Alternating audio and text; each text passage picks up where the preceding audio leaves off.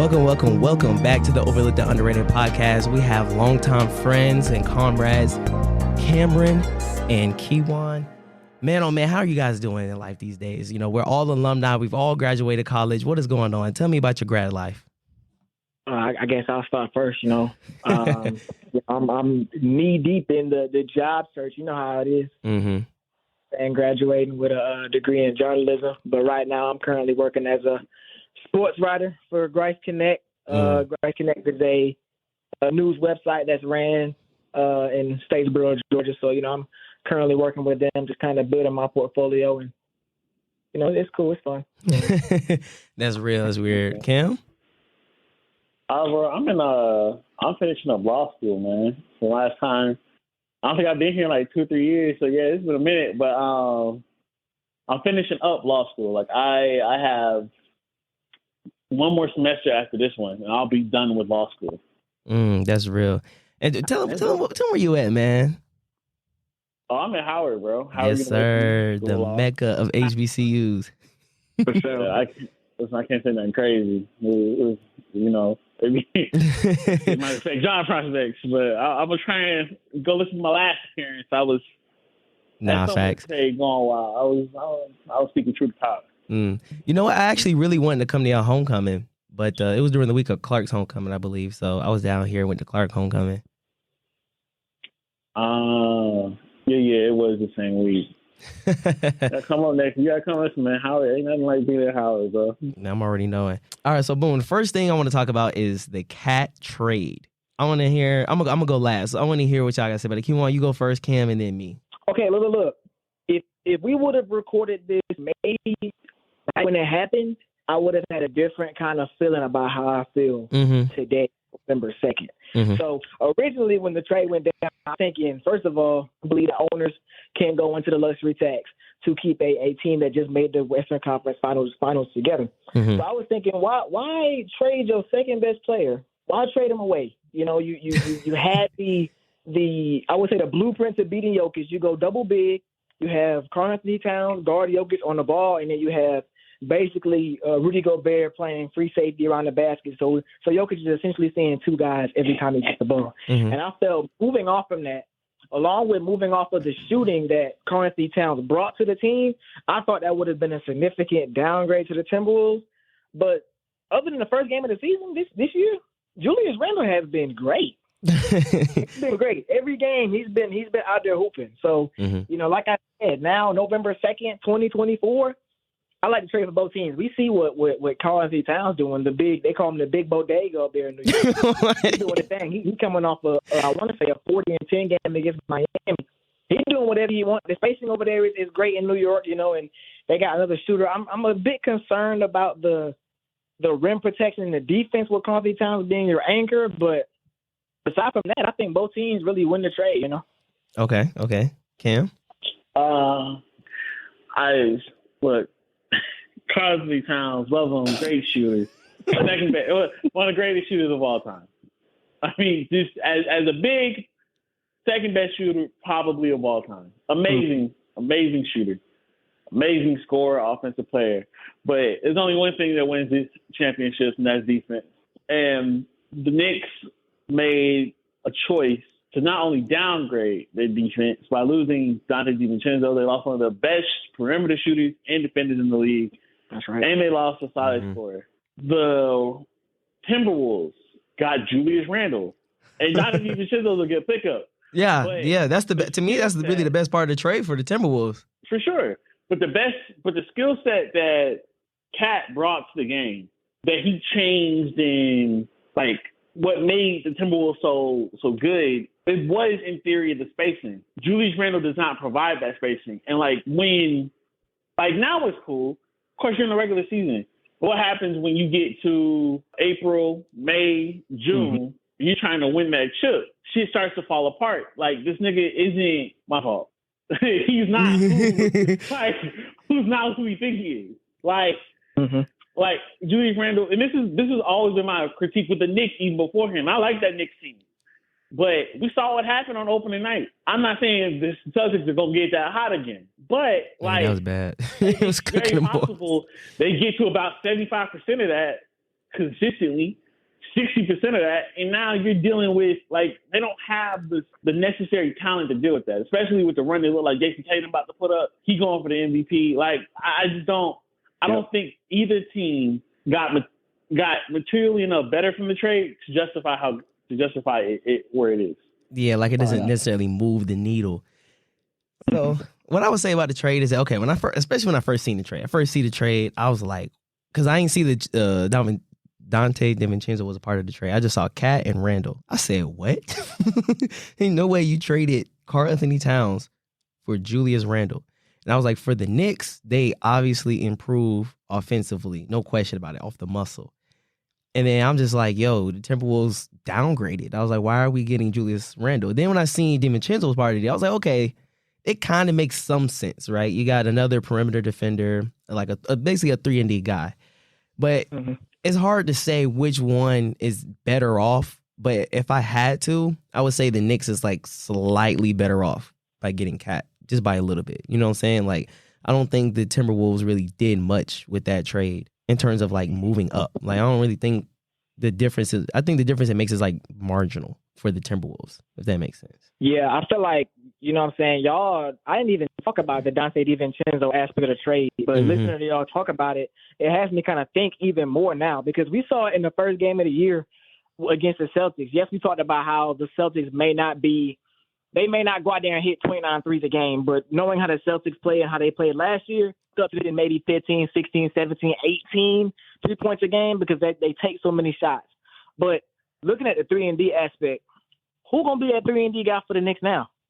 You know what I'm saying? We know they got Mikal Bridges, but what we saw in the first game of the season, which was, yes, it was a week and a half ago, 5 games ago, but they're kind of missing that sniper that they had. You know, Dante DiVincenzo hit almost, if he didn't make, he made almost 300 threes last season, which is something that you have to be an absolute sniper to do. And I think losing that is going to be yes, you gain Cat, but I think coming into last night's game, Cat had only taken 6 threes so far through the season.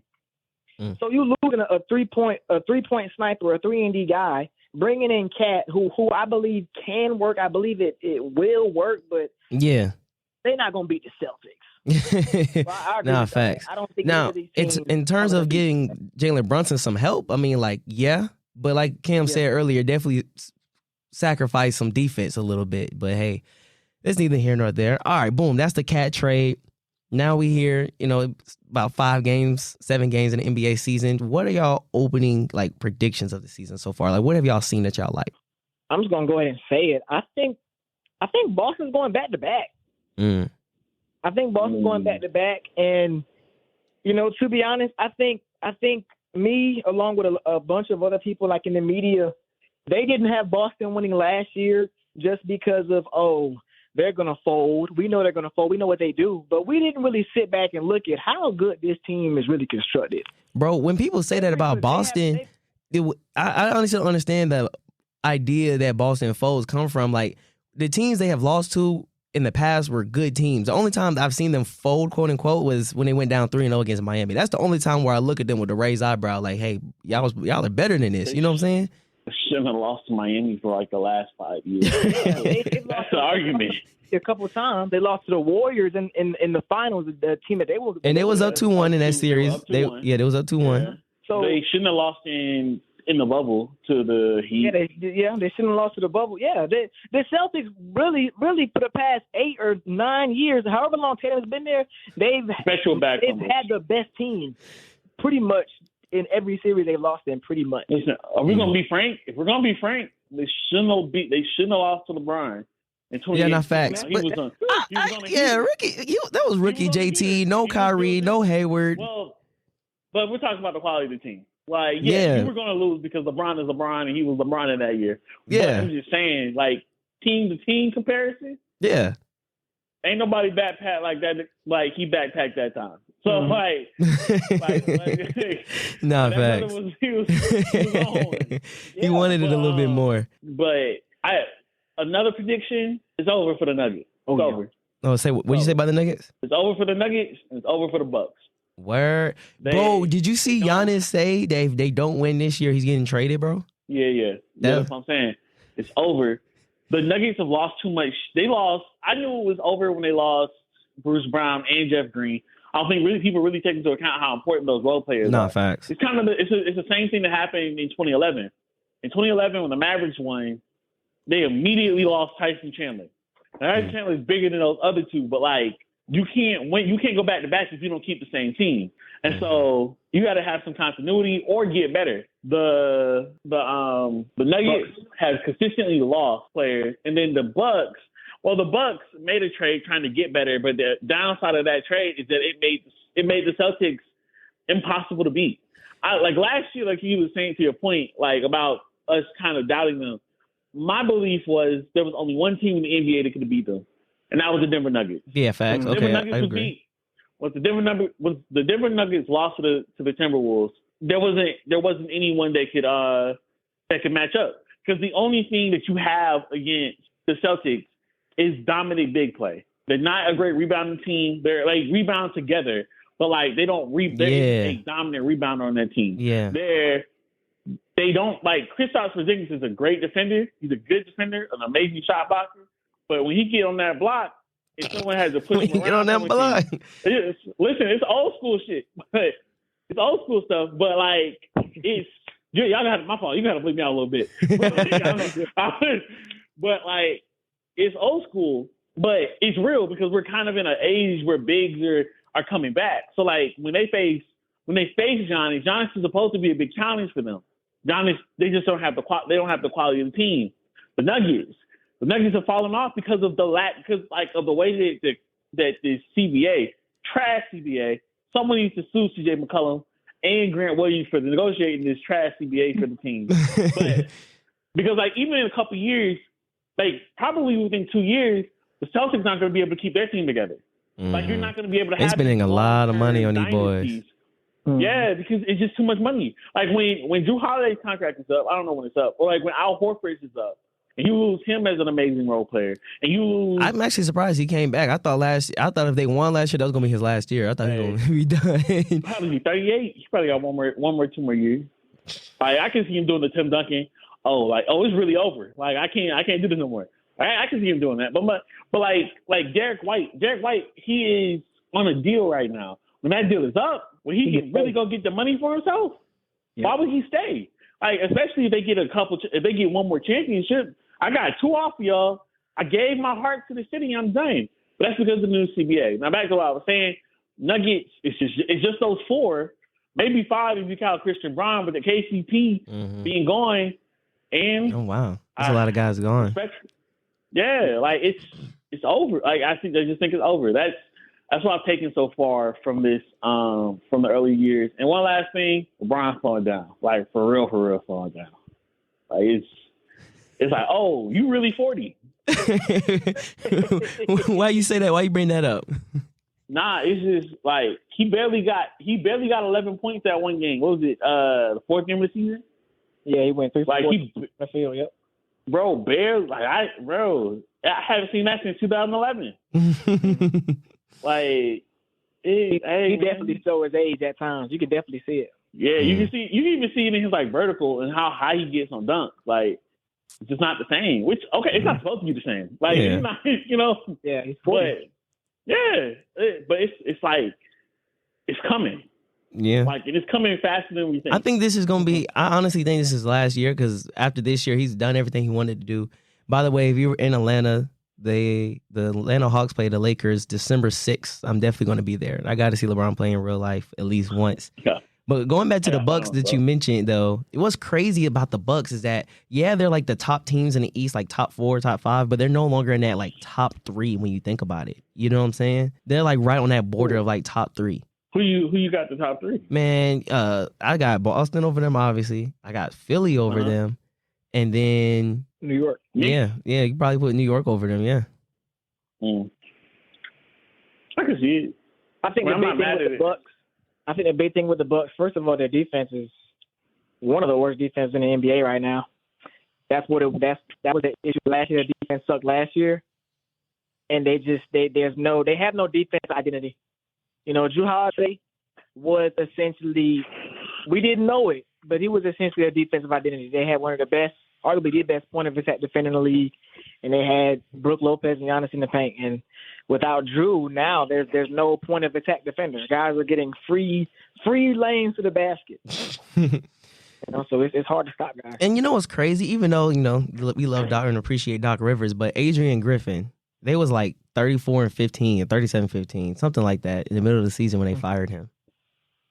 Well, I believe they fired him because Giannis didn't like him or something like that, right? Yeah. I think they thought their issues would get better with a coach who wasn't in his first season, but it didn't change.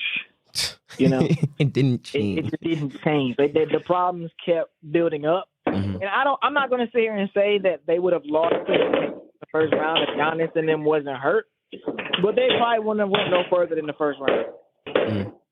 And for Giannis, like, and I talked about this on my personal podcast.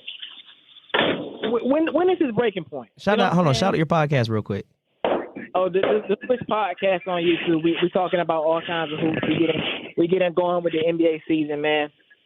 I talked about the Bucks in my last video, and I want to share kind of the same things I said in that video.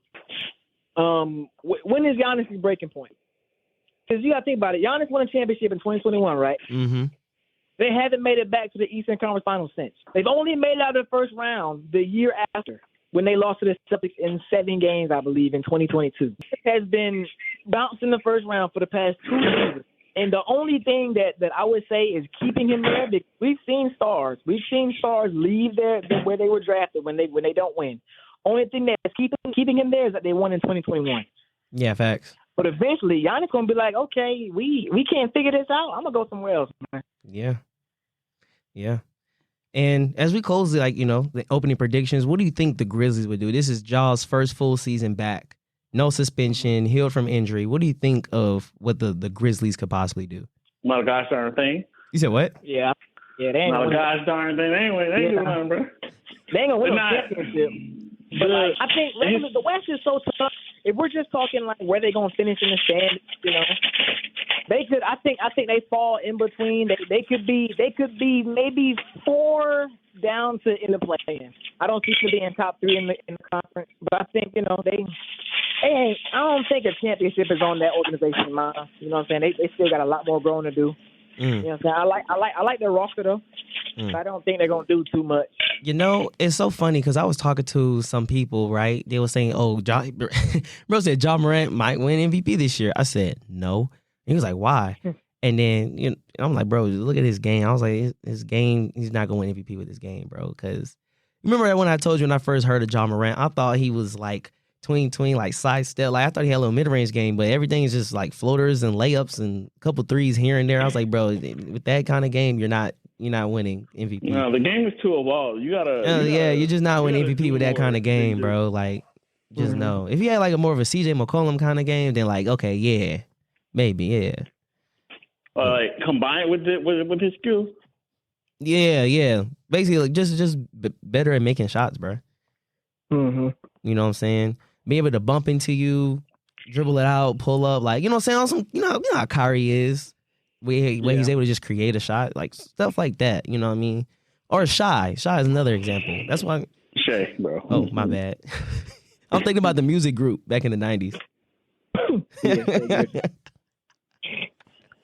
But that's what they're called. They're called Shy, bro. It's just spelled the same way. Yeah. All right, boom. Yeah. Let's move on to this. JJ Redick Lakers. Now, from what I'm seeing from like their plays, I'm not gonna lie, their plays are really cool. They're really good. I'm like, oh wow, that's actually pretty creative. But from what I've seen though, they're running a good bit of like kind of what the Nuggets run with like I wish I had like a board to point to like the X's and O's. But it's like a little back screen cut action where it's like it's 2 options. It's like a handoff into a back screen, something like that. You know what I'm talking about? Yeah. Yeah. JJ Redick was in the league as a sharpshooter. Nah, facts. So he knows, okay, if I were to bring that to that, so now that he has the leeway and the authority to put that into motion, he gonna do that. Mm-hmm. I think that's doing a job of making a lot of the Lakers players' job, not even Lakers, making LeBron James and Anthony Davis' job easier. Nah, facts. Because now they don't gotta create every single thing. You know, it's it's sets that will just get them open looks. And facts. It's like an actual flowing, continuous offense. You know what I'm saying? That evolve, that progresses with each and every read. Yeah. Yeah. No, I think as some people have highlighted, Darvin Ham was a terrorist, bro. Darvin Ham was a terrorist. Nah, I will say this though.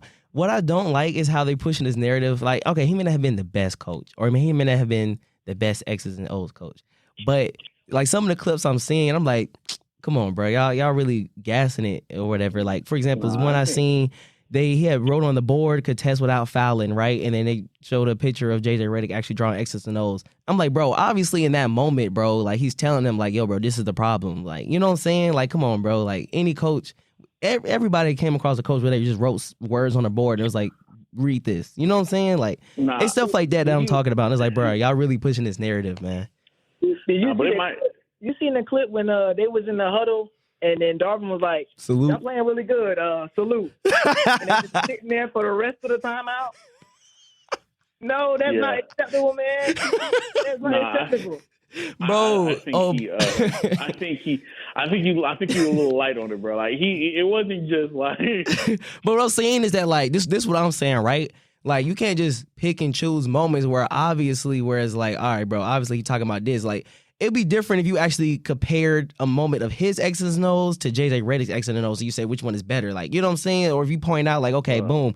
With JJ Redick as head coach, they scoring out of timeouts or inbound plays. But with Darvin Ham as coach, yeah, exactly right. If you said that, they're like, okay, cool. But just pointing out random stuff like that, like the salute, is like obviously there's moments where you just talking to your team. It's not even X's and O's. It's straight talking to your team. Like there's moments like that as a coach. Like that's what I don't like. And it's like, bro, he really pushing his narrative. You know what I'm saying? And yeah, it's just, yeah. Darvin Ham, I know you just said don't taking out moments, but Darvin got too many moments. He got too many moments. Like LeBron, I think there was a play. I don't know if it was opening night or Christmas Day. I think I know what you talk about. They were up trying to get the ball in. They nothing happens. They called him out. Bron said, "Give me the board." Yeah.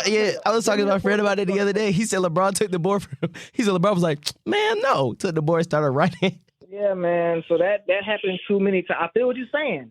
Yeah. But with Darvin Ham, the hands in the pockets while the other team's going on a run. Come on, man. Yeah, like even his time, like you can see just like his timeout calling. Like you know when y'all playing and the team start whipping on you, and they start putting them hands on you. It's Terrence Crawford, boy. You gotta throw the timeout in before you gotta throw in the towel. Like and he was really bad with that. Like, bro, you played. What's crazy is he played. You was an NBA player, so you know when people going off. Bruh, call that timeout. Like, let's regroup. Let's pause. You don't got to be Greg Popovich. They score one time on an easy play. You call it. But, like, nah, bro. Call it, bro. Like, your team getting smoked out there. And then the thing is, when the times when he would call that timeout after the 20-0 run, he in there saying salute. So you're not even getting no out of timeout. Plays going up. You're in there saying salute. He calls the timeout, and then they come out the timeout scoring, and that shifts momentum back in their favor.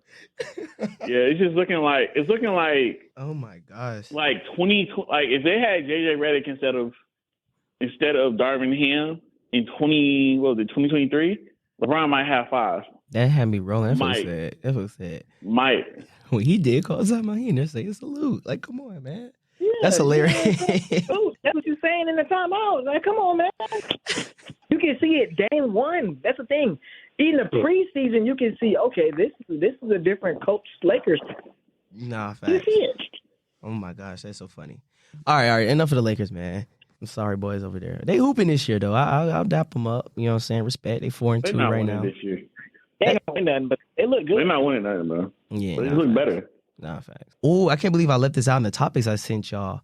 Bronny and LeBron James. Oh my goodness. Oh my goodness. Hey, he scored his first 2 points the other day. I just want to say because with LeBron fans, you say the truth, it sounds like hating. I'm happy that he fulfilled his dream. That's cool. I'm very glad that JJ Redick went ahead and got the opening game out the way, so that whole storyline is not following us for the whole season. Mm-hmm. But send Bronny over to the South Bay Lakers, man. Let him do his time in the G League, and when he's ready, he can come back. Because he's just not ready. You watching him? He playing timid. He catch the ball. He touch passes. He's touch pass legend. He catches, he passes it right back. You say touch pass legend? No, that's nasty. Touch pass legend. Yeah, that's crazy. But you know what the thing is, though? Unfortunately for him, though, you know, he had health problems his first year in college, so he wasn't able to play a full year, unfortunately, you know. Yeah. So he kind of got missed out on the season a little bit to, you know, develop and gain some experience, some confidence, you know. Yeah, I mean, I feel it. Love that LeBron got that moment. Nah, facts. I could not give two flippity flying fucks. My fault. He said it slowly, then said my fault. My fault. Because I listen, it just flows. It flows. I couldn't care less about Bronny being in the NBA. Like, he got drafted 55. Who's you gonna pick up at 55 anyway? Mm-hmm. Like the days of picking up Jokic at these low price, like low levels, that's over because Jokic happened. Like, that'll never happen again, right? And so, what value are you getting? Probably nothing. Who cares? Probably nothing. Keep LeBron happy.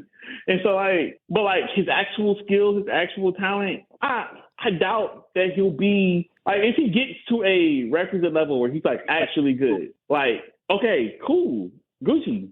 But, otherwise, when LeBron probably got 2 years left. Mm-hmm.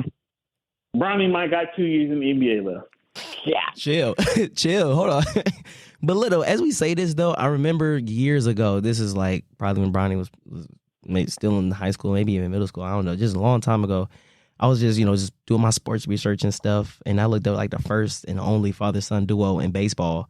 And I was like, I wonder if this would ever happen in basketball or in any other sport. You know what I'm saying? I highly doubt it would happen in football. That probably wouldn't happen. It'll never happen in NFL. But it'll never happen in the NBA again. The only reason it happened in the NBA is because LeBron was. Yeah, he was drafted at 18, right out of high school. He was drafted at 18, and then he had his kid at 18 too. Wait, Deuce could get there. No, he had his kid at 21, 22. Close enough though. How old is Deuce? Deuce is 5. No. Deuce is 5. He's 8. 5 years old. Bro, tell me why in my mind Deuce is still 2, bro. I be forgetting. Deuce is 8, bro. Because Deuce was alive when Jason first got to the league. He's 6. He's 6. Mm-hmm. Yeah. I think how old Jason Taylor had him while he was in college. I think they had Deuce while Jason was in college. Oh, okay. Jason Tatum is 26. Okay. Nah, Jason. Nah. It won't happen. It probably won't happen again. I think if I remember correctly, I think I seen was there a father-son doing a hockey? No? Am I tripping? Maybe. Who watches hockey though? No one. Who watches hockey though? It's the fact that this is a rare moment. It's what other sport could this possibly happen in, It can happen in tennis. I was just about to say that. Tennis or golf? It can for sure happen in golf. Oh, then I thought facts. If Tiger Woods' son is good enough, it'll happen. Yeah, folks been playing golf till they're 60. I think golf is different now. Golf is more of it's an individual sport. Yeah, it is. But you can have them compete in the same tournament. That would be crazy. No, facts. Tiger Woods Jr. or whatever his name is competes in in the Masters. It's probably one of the other young guys. Nah, because Tiger almost out of there. Tiger bet messed up. Nah, facts, because especially after his accident, he had a car accident, didn't he? Yeah. Yeah. So his back's been messed up for years. Yeah. Mm-mm. That happened back in the day though. That accident. Yeah. I believe. No, he had a recent one because I remember a first take that was talking about it because it was his first, I think Masters or whatever the golf event was back since the accident. And then it was he playing with house money. Nobody expecting him to win. It's just the fact that he there. Right. The accident was in 2021. That's right. Mm-hmm. Well, shoot. You got a few more topics. Let's talk about WNBA for my WNBA fans out there. It's been a very interesting season. As I said in my first episode of this season, I really feel like that with Caitlin and Angel Reese in the league right now, I feel like WNBA kind of they Magic Bird kind of era right now. I can't even lie to you. It was not because of them. Not because of no, it's not because of them. I feel like Caitlyn getting the eyes. Caitlyn, I don't know, man. Caitlyn don't got the personality for it, bro. Caitlyn's not a. She may not have the personality for it, but just think about it like this, right? Let me set the scene for you, right? Okay, you got these two rivals, right? They've been going at it since high school, even, bro. But especially in college, that's really when it started, right? Everybody named Mama is tuned in to when they play against each other. Like, everybody's already watching Caitlyn, everybody already watching Angel Reese, but when they play against each other, people's tuned in. And then, saying, I don't want to bring race into it, but it's a factor though.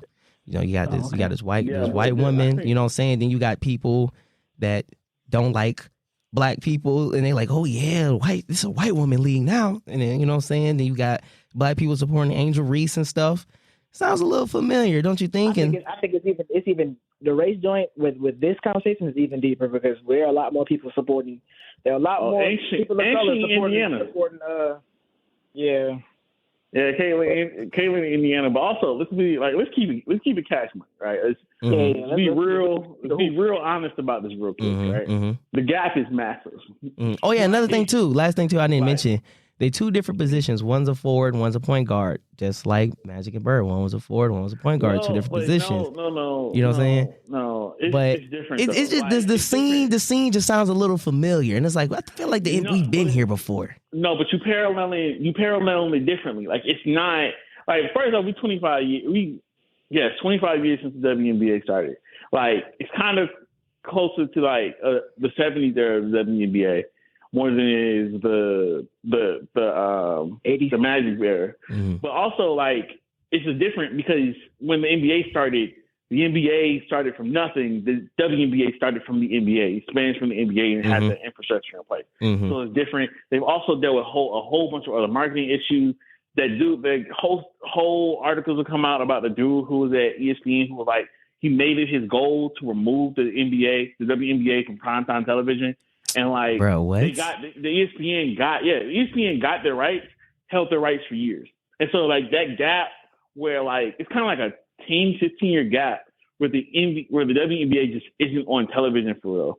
And it's on ESPN3 because this person had a vested interest in removing the WNBA from like the national scene. And us having real conversations about the WNBA. He had to be ashamed of himself.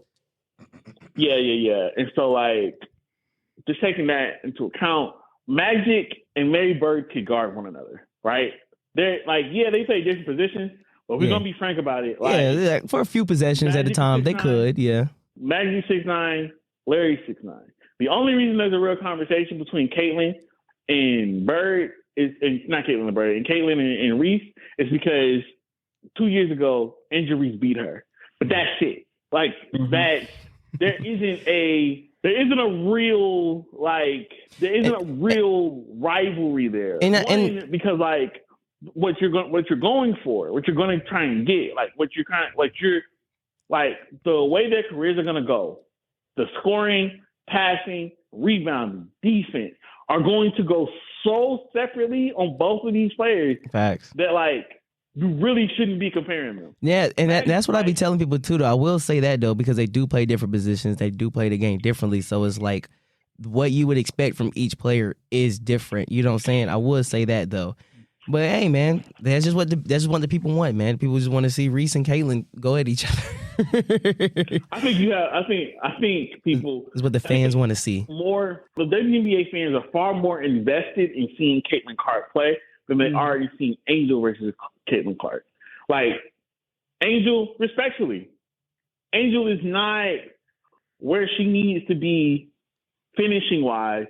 Bro, I think I talked to you like this. I think I talked to you about this before. If she just finished just a little bit better, oh my God. Little bit. I need you to get to about 48. You gotta get 14 percentage points better. Like real spill. There's definitely a lot of because she do be right there. But if she just finished better, oh my gosh, like bro, what? And like a little short jump shot game, like bro, like if she develops all that, she'll be amazing. No, but that's also that's like saying, yo, if LeBron James developed a 40% 3-pointer, he'd be way better. Like yeah, I hear you. but it's a big skill to get. The gap between good efficiency, which let's just say 48, right? Let's say 45 to 48 is good efficiency. So if I'm not mistaken, she was at 33% for like on her shooting percentages. Yep. Like she has to improve tremendously to overcome the offensive deficits that she has. This isn't to take into account how good of a rebounder she is. Because I argue that like her first season as a rebounder, she's probably the best rebounder in WNBA history. Nah, facts. Like, what she did rebounding wise was amazing. But I'm looking at her field goal percentage for the season, and it was at 39. Okay, so 39 is all right. So it's not 33. So 40%. Yeah, when you said 33, I was like, whoa, 33 sounds crazy. You're taking mostly layups. Yeah, I can agree with you. Right? I can agree with you. It should be at 48. You have to improve. If you can get to 50, if you can cut those offensive rebounds and a little put back, that's why her percentage got so low, to be respectful. Like it's not just her. It wasn't just her taking layups and missing them. She was constantly trying to push back and the little use my little tips, go in. Yeah. And that's why she got all those rebounds because of it, but also it affects your shooting percentage. Now, if you can cut those down and get more talented at them, that's why Jokic is one of the best offensive rebounders in the NBA. Like that little tip shot, he's incredible at it. So you can just improve that, get to that skill level, get to making those get your shooting percentage up to like 50%. You are already people already talk about how good of a defender you are in your first year. If you can improve that, and then Camilla improves the way she's going to improve. She can be one of the best players. You mentioning another player, I'm not gonna lie, bro. I remember watching some Chicago Sky games and her teammates used to make me so mad. I'm like, bro, like, where's the skill? I'm like, bro, like, are y'all trying to hoop? Like, what's going on? But Q, I wanted to ask you though, because I saw on your podcast, it was like the beginning of the WNBA season, if I remember correctly, like the first 5 games. You was talking about the Rookie of the Year race. Enlighten me on that a little bit on if you agree with Caitlin Clark winning it, or like just your analysis on that.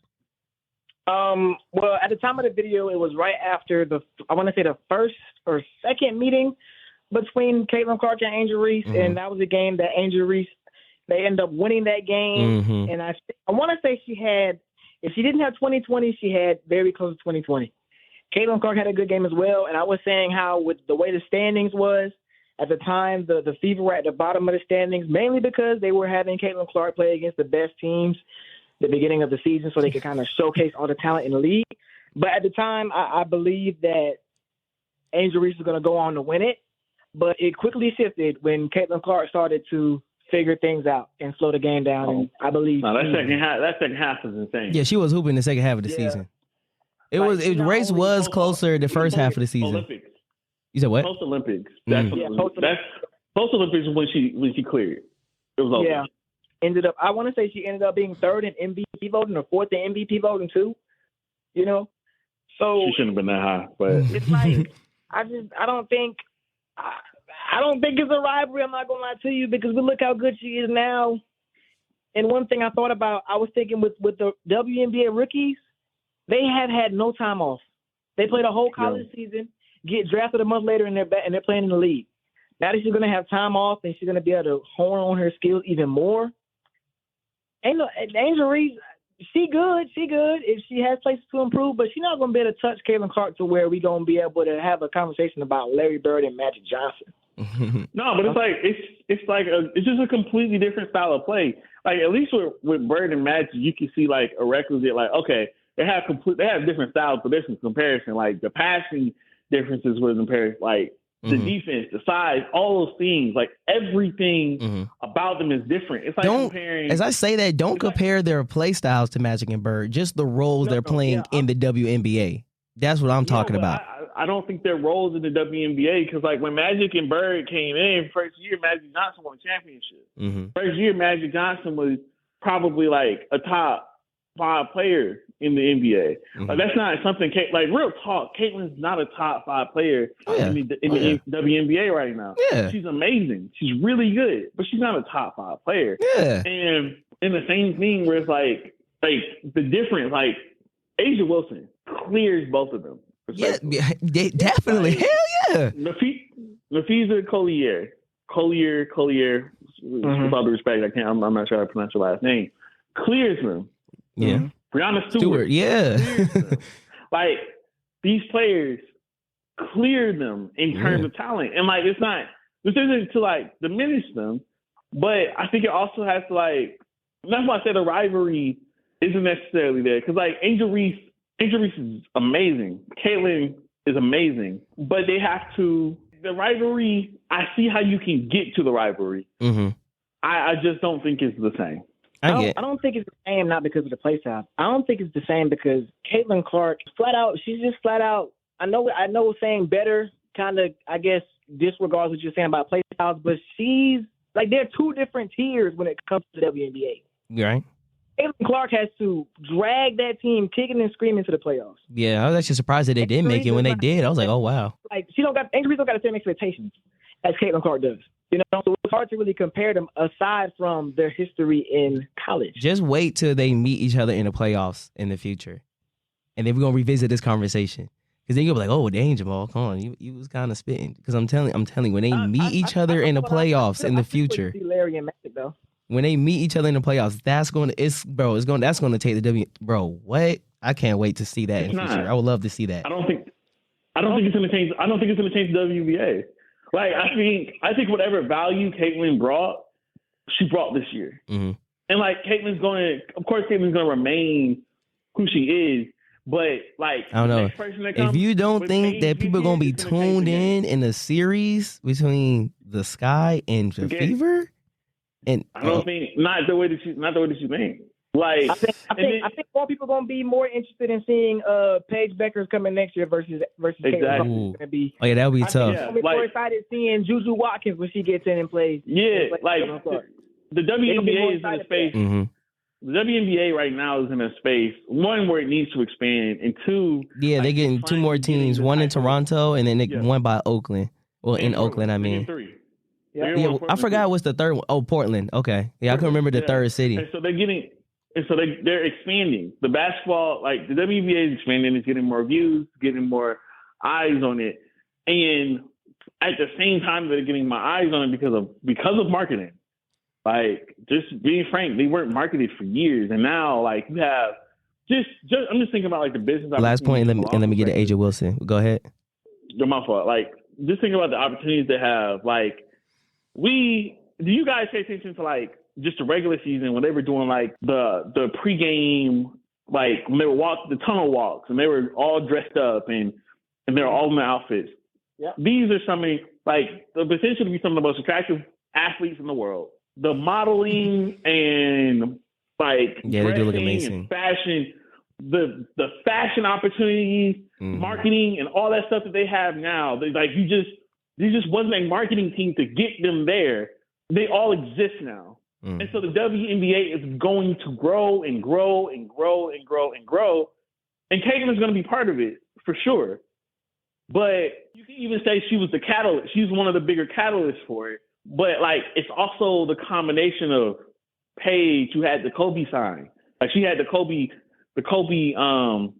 backing. You have how talented Juju is. Yeah. You have Flaw J coming, who's, like, a personality on herself. Like, all of these people are coming after her outside of, like, the WNBA is in a renaissance. Yeah. Not because of Caitlin. But Caitlin is a part of it. And that's for sure. The argument has to be. Because otherwise you just diminish, like you're saying, Asia, Nafisa, Rihanna, and all these players that came before her. Mm-hmm. I'm talking about like in the future. Like, I'm telling you, like, in the future, that's going to be a series for the ages. But let me get on AJ Wilson real quick. She was the first player in WNBA history to score over 1,000 points. The highest points per game ever, nearly 30. She averaged like 27, 28 for the season. Was she unanimous MVP or she just won MVP? She better have been unanimous. I think she was unanimous. Yeah. Okay. Is this the first time or second time? I think it was the second time. Second time. Yeah. Second time. AJ Wilson. And she's back-to-back MVP, ain't it? No, Brianna won last year. Okay. Yeah, I'm not gonna lie though. When they lost in the semifinals, the conference finals or whatever, I was so blowed, bro, because I wanted her to three-peat. I was like, dang. Yeah, they never really got going this year though, because Chelsea Gray was kind of their quarterback of the whole team, and she missed so much time at the beginning of the season, so they never really got the, I would say, championship mode for real until it was. But I'm rooting for Asia and Bam. Whenever they have kids, that's gonna. Whenever they have kids, I don't think she ain't about to. She ain't messing that up for kids, bro. That's gonna be. It's gonna be a minute. A freak athlete. Yeah, it's still gonna be a freak athlete though. It's gonna be a minute, bro. If they even do it, bro. It's a different time now. She's bro. like 6'7", ain't it? And he's 6'9". No, she's 6'3", bro. 6'3". Oh, she's 6'3". She's not that tall. Bro, no, she's at least 6'5". WNBA players, they're not that tall, bro. I know that, but let me see. Compared to the NBA, they're not. Yeah. Okay, it says she's listed. She's listed as 6'4", but still, she being at 6'4" and he's at 6'9", that's crazy. It's a crazy conversation, Jamal. I just want you to. You said it's a crazy conversation, bro. You haven't seen the memes of that? You haven't seen the memes of that, bro? I've seen it, but like, bro, yes. What a hoop set though. You said what the hoop said? Like, hey, bro, we talking about how dominant Asia Wilson is. You talking about kids? I'm like, bro, what? Man, what? Talking about the greatest season in WNBA history. You talking about, bro? What happened? It's the greatest season in WNBA history. All right, I'll edit that out. Then I'll edit that out. No, bro, you gotta leave it. You gotta leave it, bro. This part of the podcast, man. You're right. but no, in all seriousness though, Asia Wilson though, I really wanted her to three-peat like badly. I was like, dang, like when I saw this they lost, I wanted that too. I think facts. If she would have three-peated, I wanted to too, yeah. If she would have three-peated and backpacked them, because like they just weren't there this year. Like they didn't have. They lost to the Liberty, right? No, did they lose to Liberty? Yeah, they lost to Liberty. You think they could have beat the Lynx? They could have beat they would have beat the Lynx if they had played. Yeah, I don't think they would have got through both of them. I don't think they would have. I don't think they would beat the Lynx either though. Yeah, they just weren't. They weren't good enough this year, and it could be a thing of them aging. It could be just like I'm about to say like a fatigue thing, but the season's not long enough for that. I mean, they played in the Olympics. I know Chelsea played in the Olympics. Asia played in the Olympics. Yeah, it could be that. I mean, it could just be an aging thing. Jackie Young wasn't as good this year. They weren't that crazy even before the Olympics. They just didn't show. Okay, this is the length we've seen the past 2 years. We haven't seen that at all. Yeah. I think we just had faith because Asia was like dominating. Nah, facts. Hooping on them boys.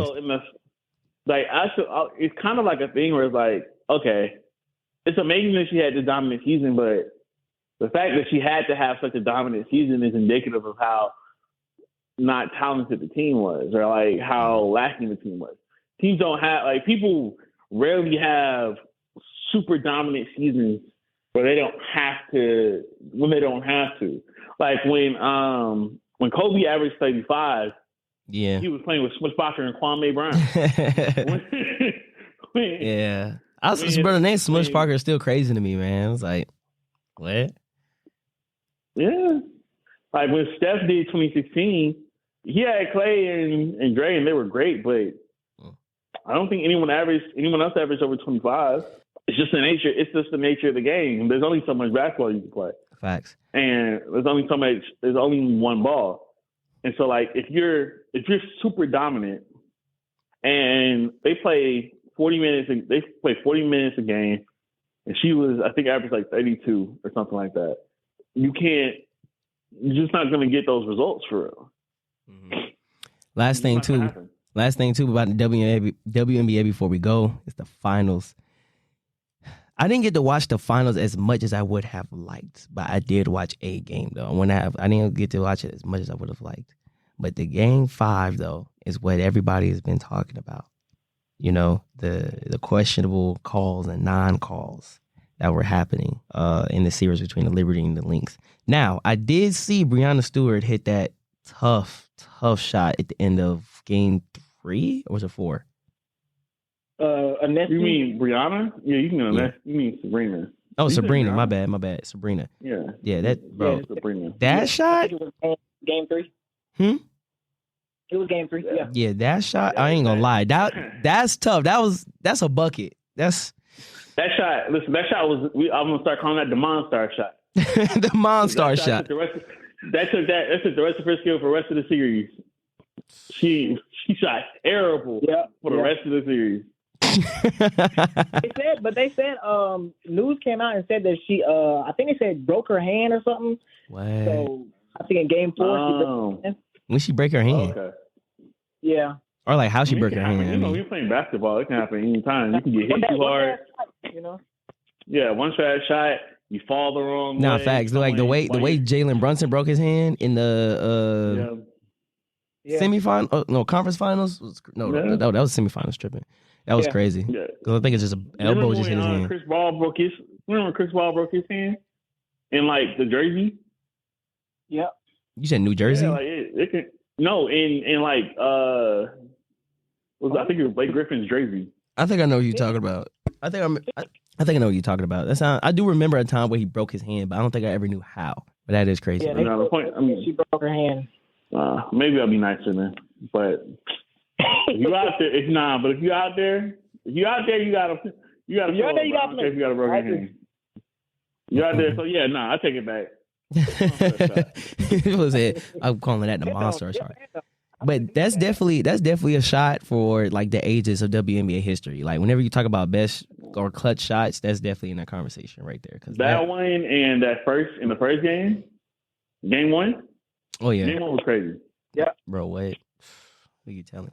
Definitely good basketball. I'm glad I think they're also expanding to the series to 7 next year. The WNBA. I hope so. Like the finals, the actual WNBA finals should be 7. You could do the rest of them 5, but the finals should actually be 7, like in baseball. You know. Mm-hmm. Okay. Yeah. Okay. You know what? I'm gonna lie to you. I think this was the perfect. We just talked about how this was the greatest WNBA season of all time. I think it was capped off by arguably the greatest finals of all time as well. You know, I don't know if y'all watched every game, but every single game came down to the wire, bro. Game 1 had the Courtney Williams 4-point play to send it to overtime. Game 2, the Lynx tried to come back after being down and ultimately fell short by 1 or 2 possessions. Game 3, you got the Sabrina Ionescu shot. Then Game 4, it came down to the wire with the Lynx forcing the Game 5 going to overtime. Like it was just great basketball every single night. It was competitive. You really can't ask for too much more. I'm already knowing. All right, so let's transition from basketball. I know, Cam, you're going to be like, all right, man, you know I'm hoops. I'm straight hoops, but hey. But this but look, though, when it comes to the World Series, though, this is your boy Ohtani. You told me about Ohtani. You was like, okay, yeah, there's this guy named. You said what? Bro, he nasty. Listen, bro, I was just asking, bro, because like I heard some stuff, and I was looking into it. I was like, oh, he might be. Hey, he's a hooper. Different. When I seen the Dodgers and the Yankees like was meeting up in the World Series, I was like, I ain't gonna lie, for a fan, like this is good for baseball. Like Aaron Judge and Shohei Ohtani, that's. No, listen, this is supposed to be Celtics Lakers in the final. Sadly, baseball ain't what it used to be. No, it was a good. Actually, they got whooped. Now I wasn't expecting the Yankees to be down 3-0. That I wasn't expecting at all. They beat themselves. Yeah, even in that Game 5, I seen Aaron Judge made a couple errors. Dude, Game 5, they was up. I want to say they might have been up 5-0, 3-0 or something, and then they had 1 out. Aaron Judge dropped the fly ball. I will say, they did get smoked though. That was tough. I'm glad that Ohtani got him a ring. You know what I'm saying? Because I know he was on the Angels. You know what I'm saying, before he got traded to L.A. Mm-hmm. I'm glad Aaron Judge made it to the World Series. I want him to get one too. He's pretty good at his job. But next year though, it's gonna be us. The Braves, they were hurt all year. Like it makes no sense, bro. You was hurt all year, bro. Everybody in and out the lineup. We getting guys from the minors and they getting hurt. Yeah, it was just bad. But if we back healthy, bro, we could be up there too with them. Yeah, definitely. Do I sound better now? Yes. Okay. Yeah, so basically the final game, the Yankees they were up big and they just made error after error after error, and then found themselves down and they just couldn't bounce back. And that happened throughout the whole series. They were just making mistakes when they didn't need to make them, and that's what led to them losing the series. To me, the final game, they were up 3-0, 4-0, might have been 5-0. It was late in the game. I want to say the fifth inning. And you talked about the Aaron Judge dropping the fly ball. But even through all that, nobody had scored yet. It was still 5-0 or whatever the score was at 0. But the bases were loaded, and whoever hit the ball, they hit it towards first base. And the first baseman has to, he has to get the ball on the hop. So he backs a little away from the base to field the ball, whatever. And that pitcher, who was Garrett Cole at the time, is supposed to go to first base so he can, catch a little toss pass and get the final out. Garrett Cole did not move. He pointed to first base saying, "Get there, Rizzo, get there." It was Mookie Betts. Mookie Betts, one of the best players essentially in the league, hit the ball, and he's one of the fastest players too. So he just beat him to the bag. And then that just continued the snowball that led to them losing the final game and eventually losing the World Series. Mm. It was just a bunch of mistakes that professionals shouldn't make that happened in that series. Yeah. But actually prior to the World Series, there was a lot of good baseball being played. The Padres series, that was a good series. Yeah, the Mets series, that was a good series too. But yeah, there's definitely a lot of good baseball being played. And then the Grand Slam, I ain't expect to see a Grand Slam in the World Series. Baseball was loaded, and I was like, bro, I feel a home run coming. A walk-off Grand Slam. Yep. That's, cause as a baseball player, do you think he'll ever reach those heights again? That's probably the pinnacle of it. You know what I'm saying? It's like hitting the buzzer beater in Game 1 of the finals. Robert Horry hitting that shot to get them Game 4. You know what I mean? Mm-hmm. It was a crazy moment. I saw it, and I don't have. Oh, you really? Yeah, I saw it. I was like, oh shoot. I was like, oh shoot. You know what? As a person that's super analytical, bro, you should be into baseball more because baseball is a super analytical sport. Baseball is straight stats. It's a lot of stats in baseball. Garrett Cole just opted out of his contract with the Yankees. Okay. Yeah, he's one of the best pitchers in the league. Before we go to Lamar Jackson and NFL, I was once talking to a friend. He was like, the fact the Yankees and the Dodgers are in the World Series, well, his words is that it's not good for baseball because those are the two teams that have the most money or spend the most money or whatever. Mm-hmm. And it was like, I guess. Because I don't know if you know this, Cam, but in baseball, they don't have cap space. It's just paying guys. You said what? So they don't have a salary cap? They don't have a salary cap? It's just paying guys. Oh, well, He said, oh, well. This is always how it's been. And baseball in of itself. And that's the thing about baseball, too. The teams with the most money are the teams that win. That's why the Yankees have so many championships because way back 40s, 50s, they had the most. The Brooklyn Dodgers and Yankees had the most money. That's why they was always in the World Series. Well, I was about to say, baseball, I was reading an article that said baseball at a certain point, they decided to become more regional in nature than national. And you can kind of see it in the way that the teams are spread. But also, that's tough. That's tough, man. There's nothing really to say. This has always been how baseball is. This has always been what baseball is. Us critiquing it, it's tough. That's it. Bro, I don't know if you know, Ohtani contract is $700 million for 10 years or something. Something along those lines, right? I'm sure he's earned it. All right, real quick, we're going to wrap up the sports segment with this. I know, Keywan, you wanted to talk about Lamar Jackson. What you had to say about Lamar Jackson, man? Oh, you talking about the MVP? Yeah. You said La MVP. La MVP, that's it. It's simple as that. He gonna win the MVP, man. Word. He looks insane right now. I'm not gonna catch y'all down. And that's the thing too about Lamar Jackson. I love Lamar Jackson, and I think he's, at least especially in that conference, he's the only person in Pat Mahomes' way. And that's the thing too. Lamar could probably have a championship right now if it wasn't for Patrick Mahomes. You know what I'm saying? That's just the guy he's just been running into. You know what I mean? And I think he has the talent to might beat be. him, like him personally, but his team though is like, that's been the biggest question throughout his career, Oh, you think he has the talent to beat Patrick? No, him personally, like him. You think he's talented enough to beat Patrick? I mean, not by himself, obviously. I'm talking about how he doesn't have the talent around him either. Because Patrick Mahomes, yes, he's talent, but he also has talent around him as well, and he can make that talent better. Okay. I mean, I don't know ball. Okay. I mean, but look though, but when you're talking sports though, like there's a lot of things that kind of like overlap. It's like just think of quarterback like a point guard. You know what I mean? So it's things that overlap. No, like I said, LeBron.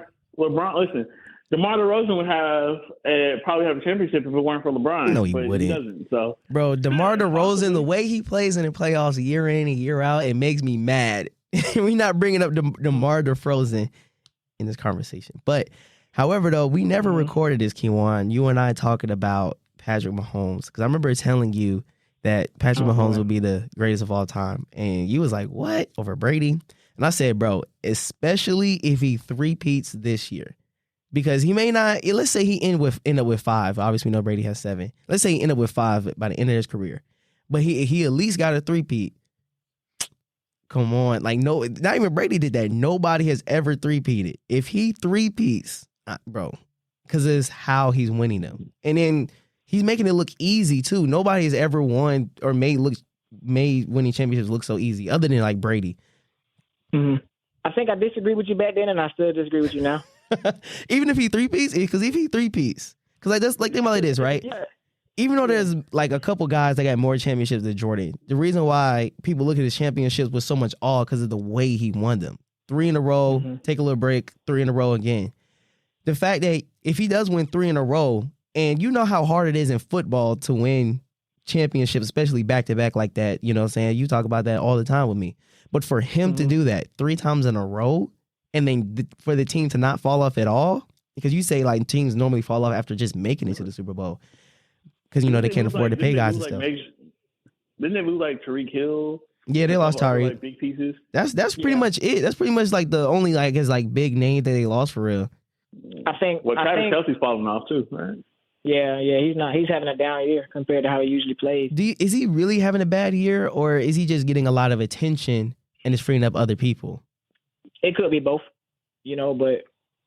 We can look at the numbers, really. He's just not really getting as open. I mean, it can be both, but the same attention that he's getting this year is probably the same attention he was getting the previous years ever since they lost Tyreek Hill. So, and that's the thing, though, too. Like, aren't they still like 6-0 right now, 7-0? They're still undefeated. That's insane to me, and that's insane to me. I don't watch football. Patrick Mahomes is the best. Like, he's the best I've ever seen play football, bro. I remember vividly watching. I think it was what's the Super Bowl they lost? They got to and lost. You talking about against the Bucks, against Tom Brady? It was against Tom Brady. Yeah. So I remember watching that, and like the passes he was throwing, bro. The pass that he made was so insane. I was like, this is like watching Steph try and do it by himself. And these were great passes, bro. These were great passes. Folks just wasn't catching them. Like, they weren't bad passes. I was like, oh, this is like talent wise. Like, you know how they used to always say like talent wise, Peyton Manning and Aaron Rodgers were better than Brady, but they just didn't have it. They didn't have that will to win or whatever. But nah, like I was like, oh, like Patrick is like, I don't even watch football. I was like, okay, this is real casual. This is some of the best stuff I've ever seen. So if I'm saying that. I don't know, bro. With Patrick Mahomes, if we're just talking talent-wise, then yes. But with sports and team sports, you play to win the game, man. Mm-hmm. So do you think you can't be the greatest if you don't get 7? No, I don't think he needs to get 7. I think if he gets at least 5 and he three-peats in that 5. Why he got to get 7? I'm going to tell you why he has to get 7. Because 2 of my rings, I beat you to get them. I don't know. Doing something even Brady has never done, like ever. Nobody has ever. I understand a three-peat is a crazy feat. Yes, bro. What? But winning a championship is like winning the lottery. But yes, Brady has 7. Mahomes has 4, 3, 4. Mahomes has 4 right now. Yeah, he has 4 right now. So, and how old is he? What? He's what? He's like 26. No, he's like 26, 27. He's still real young. So wait. Let's hold on. Let's let this out. Because like he is 20. I think he's 26, 27. Let me look it up. Let me just be sure. Okay, go ahead. He is. Oh, he's 29. 29 years old. Okay. With quarterbacks have a bit more longevity than other players in the NFL. Let's just say he wins this year, right? So he's on number 5. He did it in, how long have you been in the league? I want to say he's been starting for maybe 7 seasons. Wasn't his first season in like 2018? Yeah, most like yeah. Yeah, that was his first starting season. So in his ever since he started 6 years ago, he's 4. How many has he lost? He's lost 1 Super Bowl. And then you got the year. Then you got the year he didn't make it to the Super Bowl when he lost to the Bengals. Yeah, you got the years. Okay, so you got the years he didn't make it to the Super Bowl. Yeah. So he's 4-1. He's been to 5 Super Bowls in 6 years as a starter. That's insane. No, facts. That is wild. Let's run it back. I just want to run it back. Hold on. I understand what you're saying. Like just in basketball terms. We can't do basketball terms though. We can't do basketball terms. No, I'm just saying. Just to give you a comparison. Let's let him say this, so we can see how it translates in his brain. I'm gonna let him get him off. I understand how it's different. I understand the differences. Yeah. How basketball is one game, all that. But yeah, I do the same thing. That's just how I translate it in my head. You know what I'm saying? Let's imagine if UConn did it. UConn did it. Was it UConn or UCLA? I think UCLA did it in like the 70s. Okay. So 3 years they went and Kareem led them, and then 3 years they went and Bill Walton led them. I think they only lost 1. Okay. So for 6 years, the same team got there, and once they lost for 430. And if he gets another one, if he does it again this year, he'll be 5-1. No, that's insane. In 7 years. Again, I'm not. This is casual. Am I tripping? I got. No, hold on. Pat Mahomes got 3 rings, not 4, because he won 1, then lost. No, yeah. That's right. He only has 3. He won 1, then lost. Only has 2. Yeah, he has 3 rings. Yeah, he has 3. Okay. He has 3 right now. Yeah. That completely changes the argument. My bad, y'all. He only has that completely changes the argument. I messed that up. He only has 3. Right.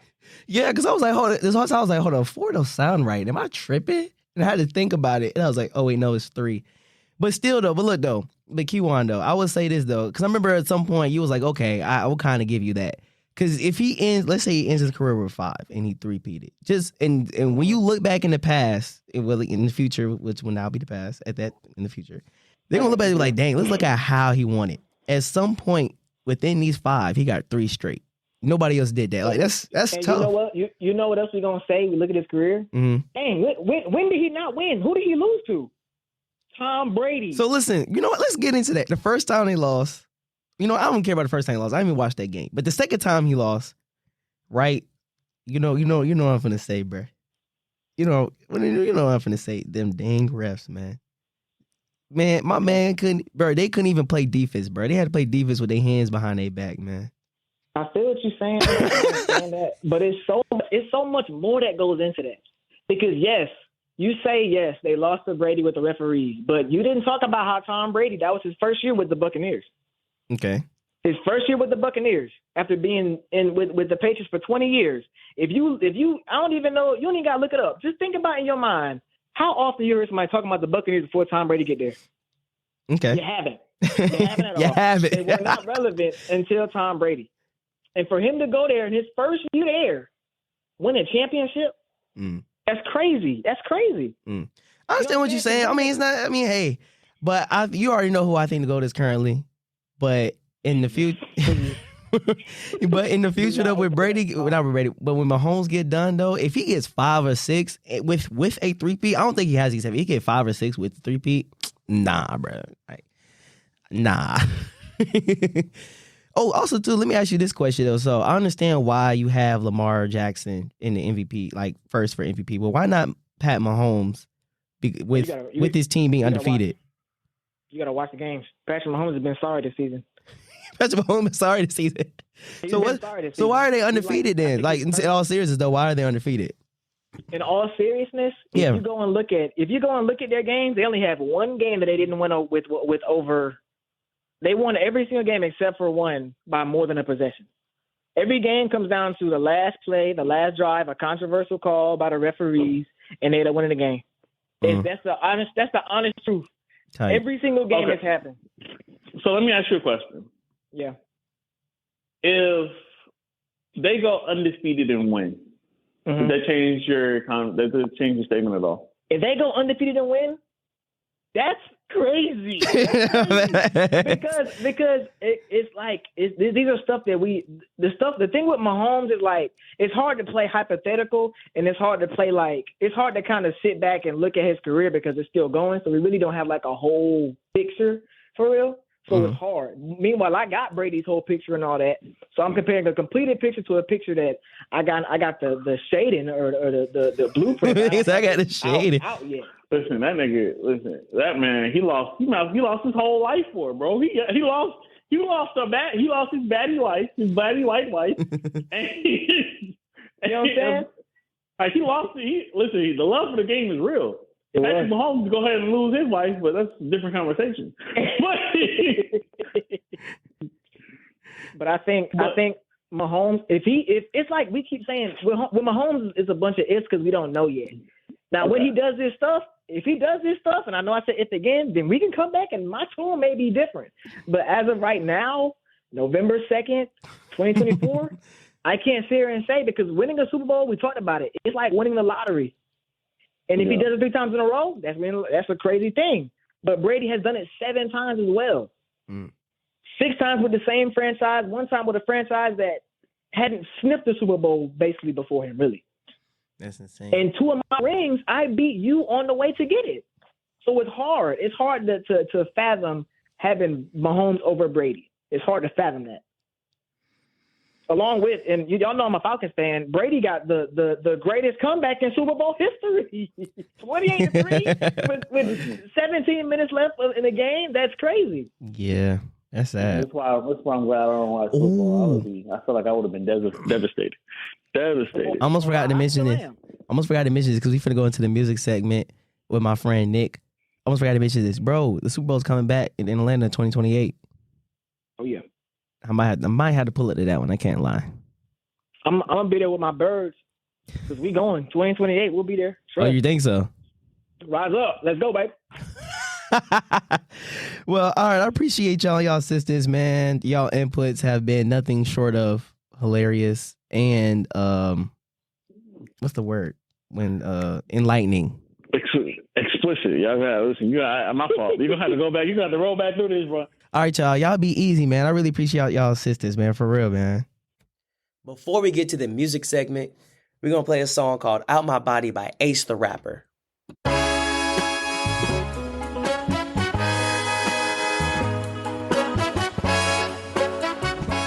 We got Blue in the mix. Ice. I'm out my body, I don't know what to do.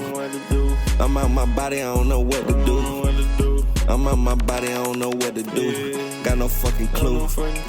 I'm out my body, I don't know what to do. Don't got a clue.